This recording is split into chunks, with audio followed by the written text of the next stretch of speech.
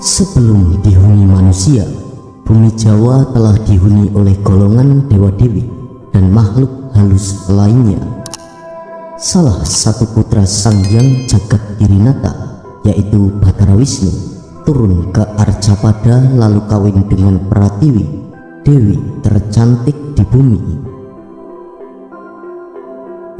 Sebuah teori geologi kuno menyebutkan proses terbentuknya daratan yang terjadi di Asia belahan selatan adalah akibat proses pergerakan anak benua India ke utara yang bertabrakan dengan lempengan sebelah utara.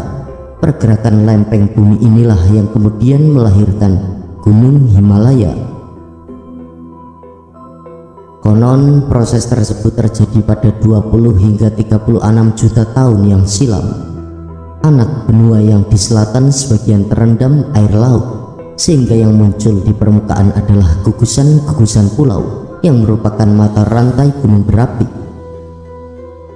Gugusan pulau-pulau di Asia Tenggara yang sebagian adalah Nuswantara atau Nusantara yang zaman dahulu disebut Sweta Dwipa. Dari bagian daratan ini, salah satunya adalah gugusan anak benua yang disebut Jawata, yang satu potongan bagiannya adalah Pulau Jawa. Jawata yang berarti gurunya orang Jawa, Wong dari kata Wahong, dan Tiang dari kata Tihiang yang berarti keturunan atau berasal dari Dewata. Konon karena itulah Pulau Bali sampai kini masih dikenal sebagai Pulau Dewata, karena juga merupakan potongan dari benua Sweta Dwipa atau Jawata. Mengingat kalau dulunya anak benua India dan Sweta Dwipa atau Jawata itu satu daerah, maka tidak heran kalau ada budayanya yang hampir sama atau mudah saling menerima pengaruh. Juga perkembangan agama di wilayah ini, khususnya Hindu dan Buddha, yang nyaris sama. Alkisah dalam kunjungan resminya sebagai utusan raja, Empu Barang atau nama bangsawannya Haryo Lembusuro, seorang pandito terkemuka tanah Jawa, berkunjung ke Jambudwipa, India. Sesampainya menginjakkan kaki di negeri Hindustan ini, oleh para brahmana setempat, Empu Barang diminta untuk bersama-sama menyembah patung perwujudan Hari Candana atau Wisnu. Namun dengan kehalusan sikap manusia Jawa, Empu Barang menyatakan bahwa sebagai pandito Jawa, dia tidak bisa menyembah patung, tetapi para Brahmana India tetap mendesaknya dengan alasan kalau Brahmana dinasti Hari Candana menyembahnya karena Wisnu dipercaya sebagai sang pencipta dari buana. Dengan setengah memaksa, Empu Barang diminta duduk, namun sewaktu kakinya menyentuh tanah, tiba-tiba bumi bergoyang.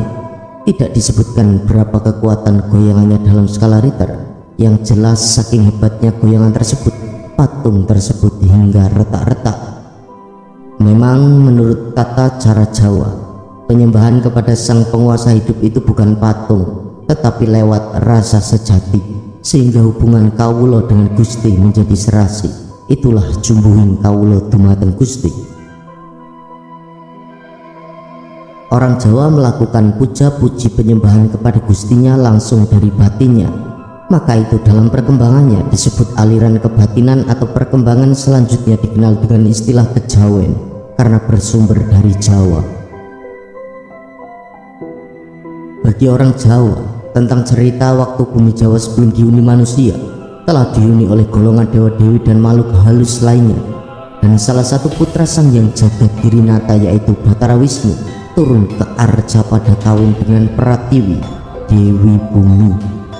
Dalam pemahaman kejawen, hal itu disikapi dengan terjemahan kalau Wisnu itu artinya urip atau hidup, pemelihara kehidupan. Jadi jelasnya awal mula adanya kehidupan manusia di bumi atas izin sang penguasa jagat.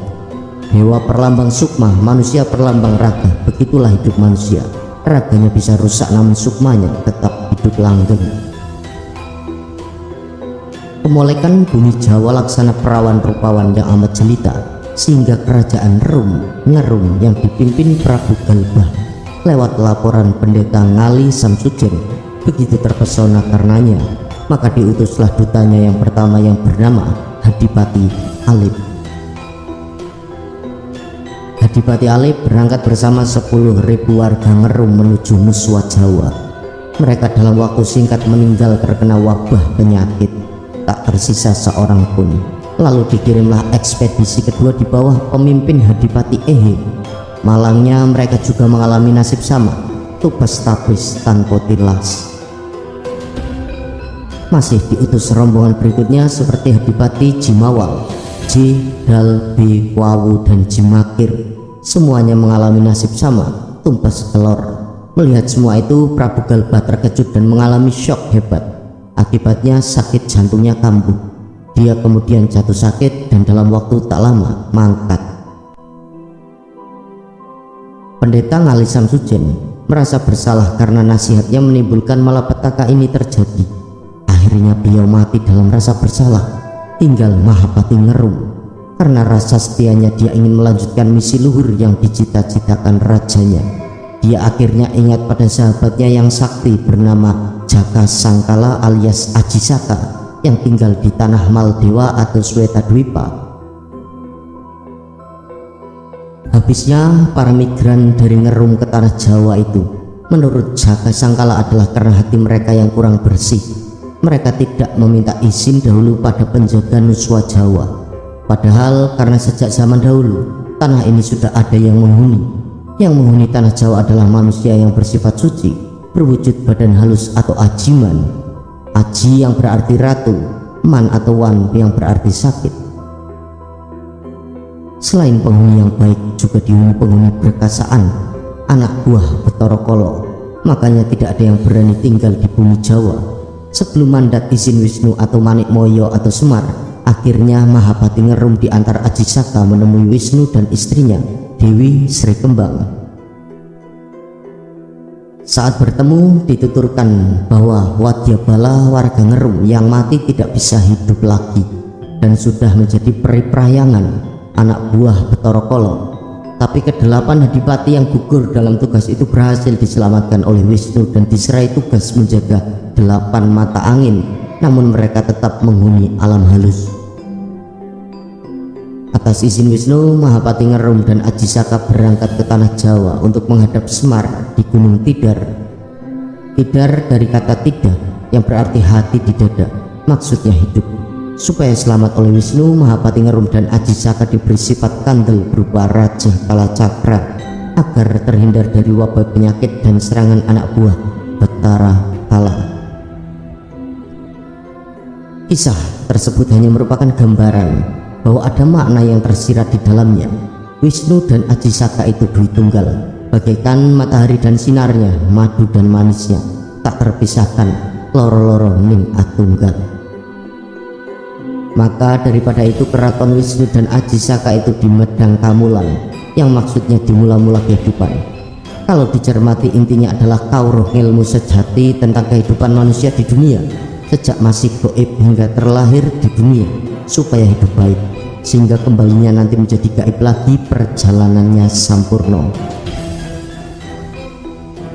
Singkat cerita, perjalanan ke tanah Jawa dipimpin oleh Aji Saka dengan jumlah warga yang lebih besar, 80.000 atau 8 laksa, disebar di berbagai pelosok pulau.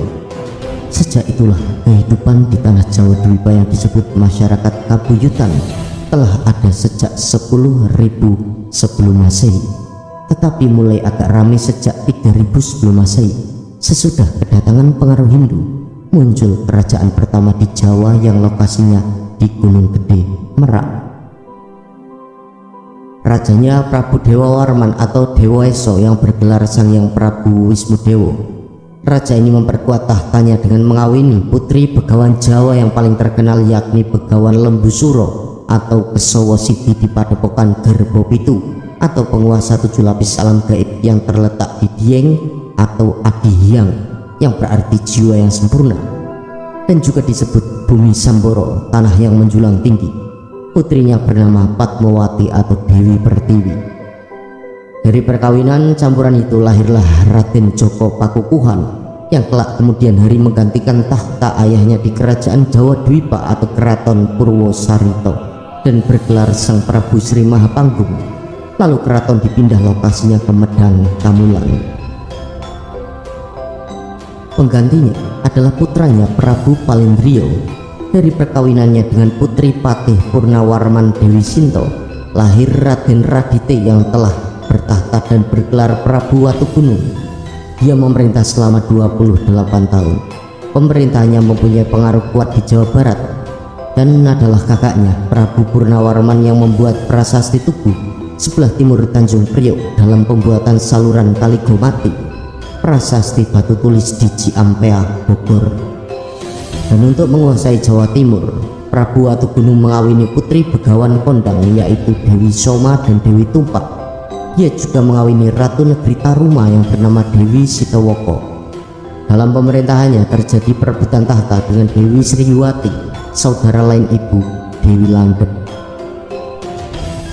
Dewi Sriwati dibantu adiknya lain ibu Joko Sadono, putra dari Dewi Soma. Akhirnya Prabu Watugunung berhasil dikalahkan dan Joko Sadono menggantikan tahtanya dengan gelar Prabu Wisnupati, permaisurinya Dewi Sri. Kakak Dewi Sri diangkat sebagai Raja Taruma, bergelar Prabu Brahmaraja. Demikianlah sedikit legenda Pulau Jawa di zaman Sweta Dwipa ini yang kami sajikan untuk para subscriber sekalian. Semoga berkenan dan semoga bermanfaat. Matur sembah nuwun telah menyimak. Mugi rahayu sagung dumati.